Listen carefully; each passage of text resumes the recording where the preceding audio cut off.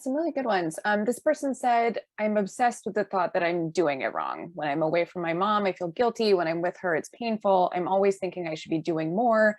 Am I not trying hard enough to help her, etc.? How can I stop feeling so obsessed with these feelings?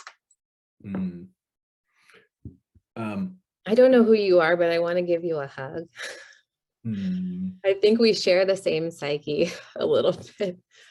BJ, you look like you were going to say something, so I'll let you go first. No, please. I resonated with a feeling like I could see myself getting lost in this hole. And it's so sad, right? Because the mental energy that we put to that's probably the only wasted mental energy, right? That's sort of the only mental energy I want to save you from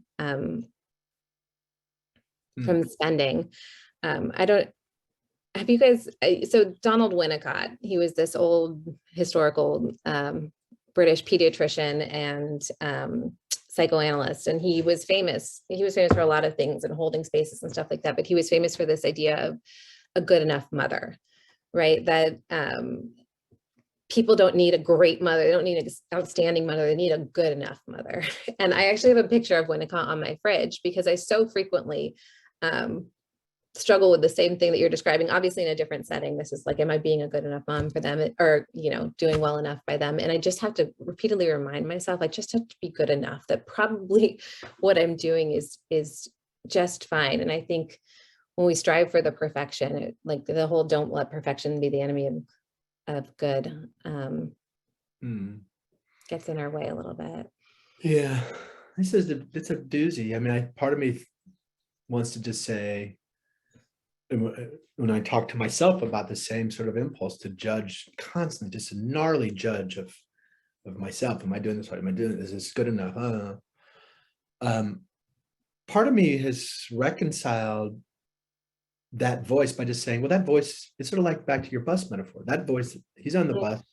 She's on the bus. That Self-judgment, she's on the bus, sit on there. Self-loathing has a seat on the bus almost all the time on my bus. It's always this good.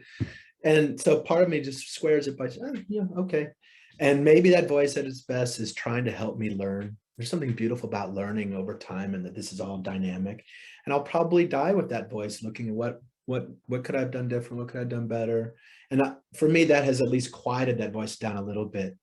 But another thought is, if that judgy question is coming from, am I, because you want to be of service in the world or good to your family or whatever it is, just good, it's a reminder that loving yourself, I don't know if there's a kinder thing that you can do for the world around you than to love yourself. Put your oxygen mask on first. Right, and a version of this, love yourself, not, in other words, not judge yourself, but love yourself, even though you're going to be judging yourself too, or let yourself judge yourself and judge yourself favorably, whatever it is, but find your way to, if that self-doubt, if that questioning is getting in the way of you actually loving yourself, well, I would say one way is to find some way to accept it so that you can accept yourself, so that you can love yourself. And even if you're doing it wrong, whatever it is, that light that comes from you is what anyone around you would ever need.